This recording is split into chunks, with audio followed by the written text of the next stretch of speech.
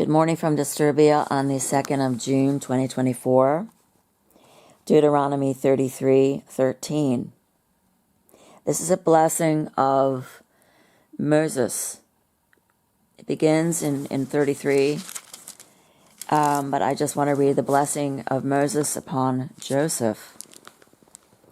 And of Joseph he said, "Blessed of the Lord be his land, for the precious things of heaven, for the dew, and for the deep that coucheth beneath, and for the precious fruits brought forth by the sun, for the precious things brought forth by the moon, and for the chief things of the ancient mountains, for the precious things of the lasting hills, for the precious things of the earth and fullness thereof,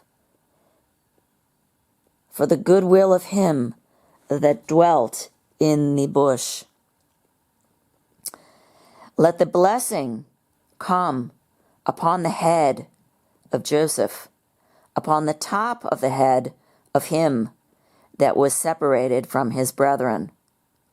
His glory is like the firstling of his bullock, and his horns are like the horns of unicorns. With them he shall push the people together to the ends of the earth, and they are the 10,000s of Ephraim, and they are the thousands of Manasseh." What does he say about Judah? Deuteronomy 33:7. And this is the blessing of Judah. And he said, "Hear, Lord, the voice of Judah. Bring him unto his people. Let his hands be sufficient for him, and be thou a help to him from his enemies." Now compare that with what Moses said about Joseph, beginning at verse 13. And you will see that there is a vast difference. In particular, if you care to compare what Jacob, the father of Joseph, said about him in Genesis 49. Joseph is a fruitful bough. You see, we have this fruit. And then you have the name Ephraim, which means he shall increase. Ephraim of Joseph, he shall increase fruit. Ephraim was a good tree from the fruitful bough of Joseph. Joseph is a fruitful bough, even a fruitful bough by a well, whose branches run over the wall. The archers have sorely grieved him, and shot at him, and hated him, in particular his brothers. What do they do to poor Joseph? There is a film on the life of Joseph. They don't stick strictly to the Bible story, but it is interesting to watch. I can't really give out more information than that. Maybe I can put a link in it in the box, the comment box below, if I think of it. But Joseph was sold by his brothers, and it's interestingly enough, in the movie, they make it look like Judah was trying to save Joseph, when actually Judah was the one who sold Joseph into slavery. You got to read the Bible very carefully. The Bible doesn't go on and on about it. That's the thing about the Bible. In a half a sentence, you can miss a real kernel and grain of truth if you're not paying attention. That's why you got to read it over and over. At least I did. You know, you've got to be very, very attentive, because the Bible isn't always going to come and comment and say, now this was the bad thing and this is an evil thing. It's just going to say, and Joseph and Judah said, let's sell him. And they got money, actually, for Joseph. And what did they tell their father? They told their father, the child is not, which means the child is dead. He's gone. We don't know where he is. Same thing with Enoch. He walked with God and he was not. People say he disappeared, he didn't die. I don't know. I think that there's euphemism, he was not, means that he died. So, and they got money for him. They dipped the coat of many colors. Some people say that the coat was not of many colors, that was just made up later. I don't know.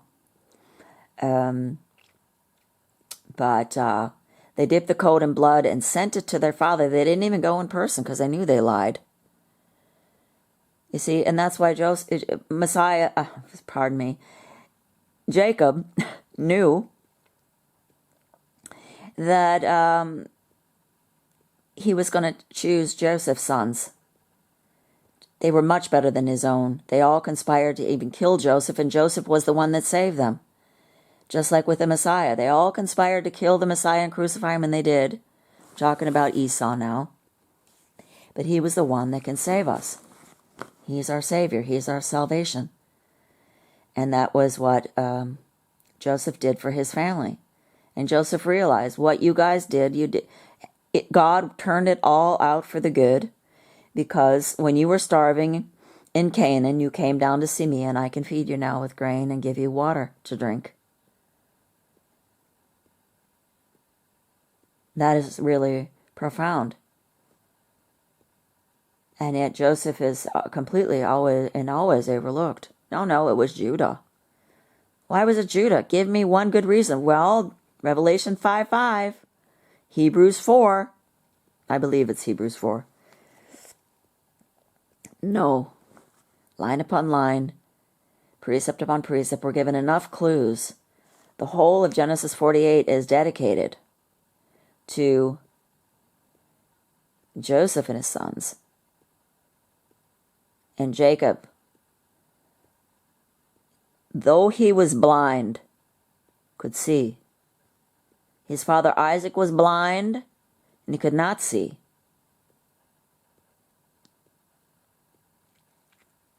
And Jacob said, your two sons are ahead of mine. Those are the ones. You see, this is justice. This is how God rebalances the scales. And that's what justice means, justifying the balance.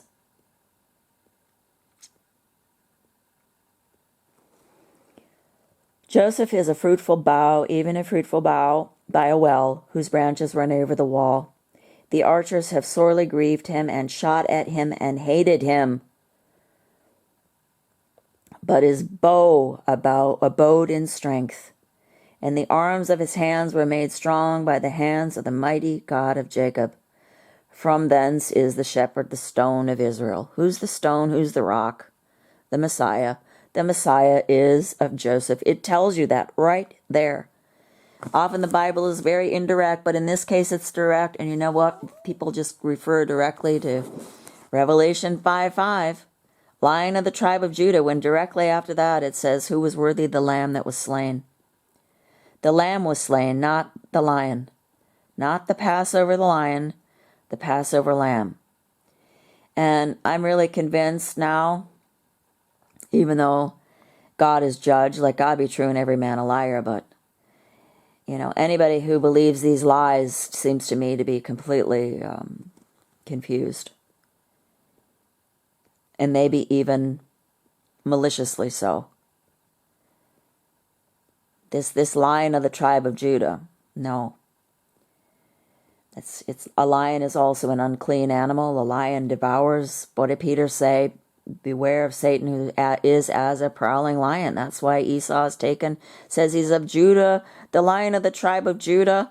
It all fits together. This is a satanic rendition. The rendition of Messiah is that he is of the Lamb. And if people still don't want to believe it, then that's everyone's prerogative. God gives everyone a choice.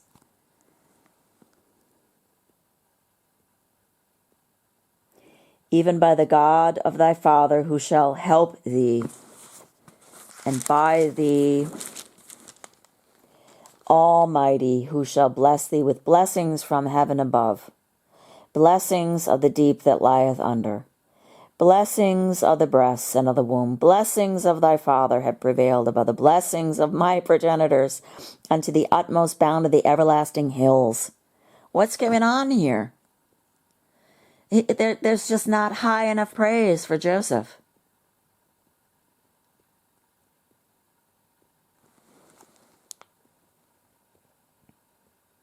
They shall be on the head of Joseph, and of the crown of the head of him that was separate from his brethren. What does it say in Psalm 60? Ephraim is my head. And the head of the statue of Nebuchadnezzar was of gold. The head is of gold. What does he say about Judah? Judah, thou art he whom thy brethren shall praise. You see, Judah was the ringleader. Judah was the leader. Thy hand shall be in the neck of thy enemies. Was Messiah's hand in the neck of his enemies? No, Messiah was slain by his enemies. Peter cut off the ear of one of the minions of the high priest, and Messiah put it back on again, healed him. Thy hand shall be in the neck of thine enemies, thy father's children shall bow down before thee. Yes, but they all bowed down before Joseph. Just read the story. It doesn't do any good just to quote verses. You have to see the whole thing in context and realize that you're being duped. Realize that there are lies in the Bible. There are lying scribes who want to fool you. God is the Word. Nothing on this earth has been left untouched and untainted by the devil and his minions. They have control. We're living in their realm. And yet there has to be some truth, because without truth there is no deception. Judah is a lion's whelp. From the prey, my son, thou art gone up. He stooped down, he crouched as a lion, as an old lion. Who shall rouse him up? Well, he says that Judah is a lion here 3 times. The scepter shall not depart from Judah, nor a lawgiver between his feet, until Shiloh come, and unto him shall the gathering of the people be. And the gathering of the Israelites was unto Shiloh, he whose it is, which is Messiah. The gathering was when Messiah came to the earth, the star of Bethlehem, bringing in the people who recognized it, including the Israelites. Read Jeremiah 46:16, Isaiah 60. These are the disciples of the Messiah, the Israelites, not Jews who crucified him. It says so right in the Bible. I know they want to excise that from the Bible. I know they want to outlaw that and demonize and criminalize and kill anybody who says the truth. You see, this is the thing. We're living in a realm of illusion and strong delusion and very great darkness. They got the glow ball going. There's a lot of glare going on, but it's darkness because you cannot see. You cannot see in glare. Even with sunglasses, it's very hard to see. It's wrecking our eyes and our perception. And it's really not enough to see. You need to, or look, you need to see through what's going on. And the more people get sucked into this delusion, which is happening now, it's ramping up, the darker it's getting, and the more the light needs to be snuffed out. What does it say in John? The darkness doesn't know the light. The darkness hates the light. The darkness will put out the light because their deeds are evil. And the darker it gets, the more evil it gets, the closer this false Messiah is to returning to the earth, being released, Revelation 9:11, from the bottomless pit. First the falling away, then the man of sin, then Messiah comes in wrath. Well, before Messiah comes, the abomination that causes desolation, which I believe will be infanticide, which is the original sin, I believe. Life for a life. That is why the Lamb was slain from the foundation of the earth.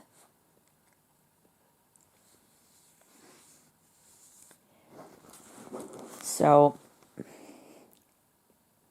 and if you just read, I guess I wasn't done with Judah. Binding his foal unto the vine, and his ass's coal to the choice vine, he washed his garments in wine, and clothed in his clothes in the blood of grapes. His eyes shall be red with wine, and his teeth white with milk.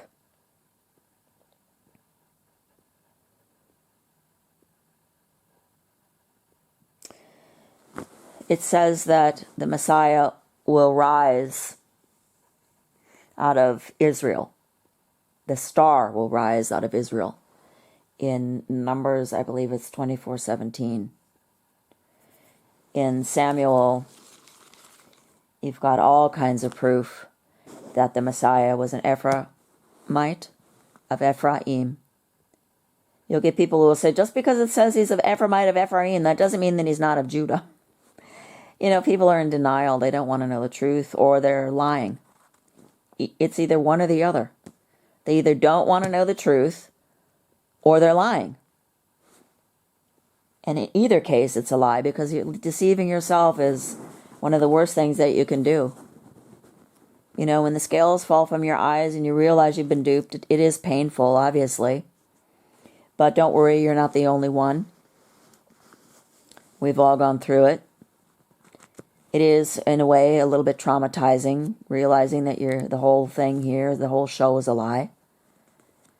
Your whole life is a lie. Your whole childhood, how they maimed you with their vaccinations when you were little. And nowadays, of course, they've got ultrasound and this and that. But anyway, let me get back to David. It does say over and over again. It even says in Ruth, Ephraimites. Now, you're going to get this